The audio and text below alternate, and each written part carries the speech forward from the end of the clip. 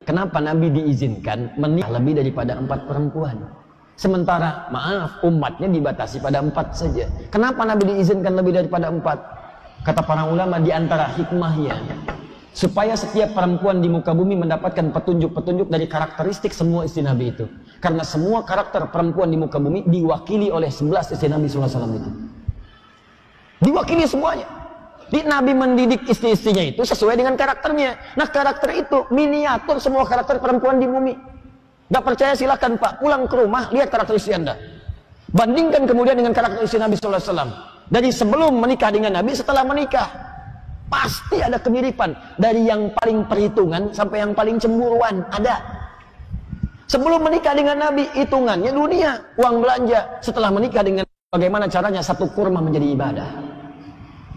Sebelum menikah dengan Nabi, cemburunya urusan dunia. Setelah menikah, dididik oleh Nabi, cemburunya di urusan akhirat. Kalau si fulana pernah tahajud bersama Nabi, tahu ayat yang turun, maka besoknya pun saya mesti tahu. Tuh. Silahkan Pak, pulang, cek. Apakah istri Anda mirip Sayyidah Aisyah? Kalau wajahnya mustahil lah, karena belum pernah lihat ya sebelumnya. Ustaz, saya bermimpi istri saya kok mirip Sayyidah Aisyah. Masya Allah. Aisyah yang mana? Aisyah binti Asep. Susah. Tapi karakternya bisa. Lihat deh, ya. Sayyidah Khadijah misalnya. Oh, kalau itu berat Pak. Berat Sayyidah Khadijah. Di Al-Bukhari itu nomor hadis yang ke-4 sampai 5 dari riwayat sahabat Jabir bin Abdullah radhiyallahu taala anhu, itu digambarkan bagaimana kasih sayang Sayyidah Khadijah. Sampai akhirnya selalu disebut oleh Nabi sallallahu alaihi wasallam, bahkan dalam mimpi beliau, Khadijah, Khadijah, Khadijah, Khadijah. Turun Nabi dari Gua Hira. Terus setelah peristiwa Iqra itu, setelah peristiwa Iqra, kemudian wahyu-wahyu turun. Nah, satu masa Nabi naik ke Gua Hira dengan harapan menerima wahyu. Tahannus di situ. Wahyu belum turun. Tiba-tiba diputuskan beliau pulang. Saat turun dari Gua Hira itu di pertengahan tiba-tiba ada panggilan. Muhammad. Muhammad. Nabi nengok kanan tidak ada yang terlihat, kiri kosong, belakang gak ada orang nampak. Begitu nampak ke atas begini, kata beliau, saya melihat makhluk yaqudu bainas sama'i wal ardi, duduk antara langit dan bumi begini manggil Muhammad, Muhammad. Sedangkan Rasulullah SAW belum pernah melihat sosok malaikat Jibril sebelumnya dalam bentuk rupanya yang nyata. Saat peristiwa Iqra itu nyamar jadi laki-laki, jadi manusia. Dipeluk, Iqra, Iqra, Iqra. Kata Nabi, ma'ana biqari, ma'ana biqari. Belum pernah lihat rupa aslinya. Itu begitu turun muncul aslinya Muhammad. Wah, sejauh-jauh lah. Itu siapa namanya? Hah? Henry itikaf di Al-Azhar. Jam 2 pulang keluar. Begitu pulang keluar di jalan, Henry, kanan kiri kosong, belakang nggak ada, ya kan?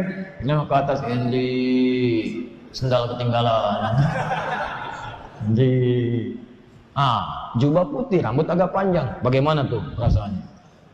Udah nggak pakai perasaan, lari dia. Nggak pakai perasaan. Makanya di hadisnya disebutkan faru'ibtu minhu. Saya takut kata Nabi sampai bulu kuduk naik. Ru'ibtu itu bulu kuduk naik tapi masih bisa mengelak. Masih bisa lari. Bisa menghindar. Kalau tidak bisa menghindar, sulit menghindar, sulit, susah, udah terperangkap, itu bahasa Arabnya aujasa. Aujasa minal khifah. Makanya Nabi Ibrahim, kakek buyut Nabi yang ke-30, kakek Nabi yang ke-30, Nabi Ibrahim, itu pernah kejadian serupa juga. Tapi Nabi Ibrahim tidak bisa menghindar, diabadikan di Quran, surah 51. Ad-Dariyat, ayat 24 sampai ayat 30. Ya. Bagaimana keadaannya? Hal ataka hadithu dhaif Ibrahim al-mukramin. Apakah Anda pernah dengar kisah Nabi Ibrahim yang memuliakan tamu-tamunya yang datang di malam hari? Iddakhalu alaihi faqalu salama. Ketika mereka minta izin pamit mengucapkan salam, izin datang masuk. Ketuk pintu mengucap salam, assalamualaikum, assalamualaikum. Ya antum dah, malam-malam 1:30 ada yang ketok pintu, assalamualaikum, assalamualaikum. Dijawab enggak? Jawab. Hukum menjawab salam wajib. An-Nisa 86. Wa idza hayyitum bi tahiyyatin fahayyu bi ahsana minha. Jawab wajib. Mengucapkan salam sunnah, menjawab wajib. Assalamualaikum, waalaikumsalam. Assalamualaikum, waalaikumsalam. Assalamualaikum, waalaikumsalam. Buka dong. Enggak. Nabi Ibrahim tidak. Faqala salam, waalaikumsalam warahmatullahi wabarakatuh. Buka, begitu dibuka nampak orang asing. Agak banyak qaumum munkarun. Saya enggak kenal orang ini. Asing, kalau asing bukan penduduk sini. Kalau bukan penduduk sini berarti menempuh perjalanan jauh. Kalau menempuh perjalanan jauh berarti lelah. Kalau lelah berarti tidak boleh saya banyak tanya. Dipanggil ke dalam, diminta istirahat duduk. Faragha ila ahlihi faja'a bi'idlin samin. Kembali ke dapur, tanya pada istri tercinta Sayyidah Sarah, kita punya kedatangan tamu sekarang malam ini, ada nggak menu terbaik untuk menjamunya? Kata beliau, susah, nggak ada stok makanan. Pergi ke belakang melihat ada anak sapi lembu, masih sempat nyembeli bikin gulai malam-malam, memuliakan tamu. Hal yang mustahil untuk dikerjakan oleh orang biasa, dikerjakan oleh Nabi. Jamu tamu, ikramid dhaif. Begitu sudah selesai, faqarrabahu ilaihim, maka didekatkan, dihidangkan kepada tamu-tamunya. Masya Allah, begitu dihidangkan, Nabi Ibrahim ikut duduk begini. Tapi tamunya dilihat gak nyentuh makanan, dilihatin aja. Kata Nabi Ibrahim, qala ala ta'kulun, kok gak dimakan? Diamati dari atas ke bawah, Masya Allah, rambut agak panjang, jubah putih sampai ke bawah, kaki dilihat tidak napak ke lantai. Karena malaikat gak makan, dia gak minum. Dalam urusan dunia gak ada, gak napak. Antum deh kalau udah begitu tuh, depan kita malam-malam berhadapan begini, kaki nggak napak ke lantai, rambut panjang, jubah putih. Pertanyaan saya, maaf ya, bagaimana perasaan antum?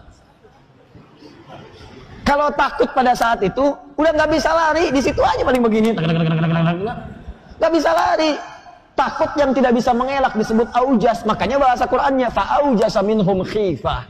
Maka beliau merasakan takut dari mereka, tapi udah nggak bisa ngelak. Qalu la takhaf, mereka berkata kamu jangan takut. Wa basyaruhu bi ghulamin alim. Karena kemuliaan memuliakan tamu pada amalan yang tidak bisa dikerjakan oleh banyak orang, maka Allah pun hadiahkan sebuah hadiah besar yang hadiah itu mustahil bagi banyak orang. Ini rumus dalam Al-Quran. Jika Anda membutuhkan satu kebutuhan yang mustahil menurut banyak orang, maka kerjakanlah amalan-amalan yang jarang dikerjakan oleh banyak orang. Apa hadiahnya? Istrimu akan mengandung dan melahirkan seorang anak yang cerdas. Istri yang dimaksudkan bukan Sayyidah Sarah, bukan Sayyidah Hajar, tapi Sarah. Sarah itu divonis secara medis dan klinis, maaf, monofus dan mandul. Udah nggak mungkin punya keturunan secara medis. Makanya ketika mendengar keterangan tadi, keluar beliau menepuk, kemudian fasokat wajah, nepuk pipinya. Apakah yang seperti ini masih punya keturunan? Qalu kadzalika qala rabbuk innahu huwal hakimul alim. Tuhanmu Allah telah menetapkan karena suamimu berbuat baik pada malam hari ini dengan kebaikan-kebaikan yang luar biasa. Dia hakimun alim, maha bijak dalam menilai hambanya, maha tahu bagaimana kesungguhan ikhtiar hambanya.